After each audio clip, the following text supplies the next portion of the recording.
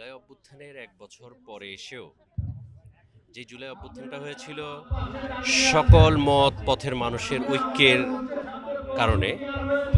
সেই জুলাই অভ্যুত্থানের যে ফল এখন যে হাসিনা ফ্যাসিজম বাংলাদেশ থেকে চলে গেছে, ১ বছর পূর্তিতে এসেও আমার মনটা কেন যেন একটু বিচলিত। এর কারণ হচ্ছে বাংলাদেশের মানুষের পক্ষে বিএনপি সহ সারা দেশ যেভাবে আন্দোলন করেছিল, সাধারণ মানুষের ভোটাধিকার বা গণতান্ত্রিক অধিকার, যেটা ভোটাধিকারটা ফিরিয়ে দেওয়ার, যারা তাদের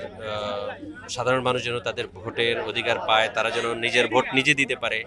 সেই বিষয়ে কিছুটা অনিশ্চয়তা দেখা দিলেও আমাদের কাছে মনে হয় নির্বাচন হবেও। তবুও এই যে কিছুটা সমন্বয়হীনতা অথবা কিছুটা অনৈক্য, এটা আমাকে ব্যথিত করে। এত বড় একটা আন্দোলনের পরে, এত বড় একটা অভ্যুত্থানের পরে, ছাত্র জনতা এবং সকলে মিলে যে অভ্যুত্থানটা হয়েছে, তারপরে আমাদেরকে আরও বেশি ঐক্যবদ্ধ হয়ে দেশকে একটি গণতান্ত্রিক এবং সাম্য, মানবিক মর্যাদা এবং সামাজিক সুবিচারের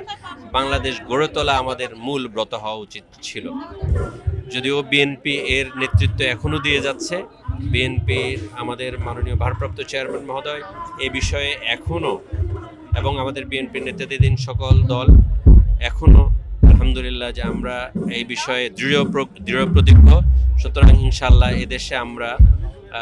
অতি শীঘ্রই জাতীয় নির্বাচনের মাধ্যমে, একটি নিরপেক্ষ নির্বাচনের মাধ্যমে জনগণের সরকার প্রতিষ্ঠিত হবে বলে আমরা আশা করি, এবং আমরা এই নির্বাচন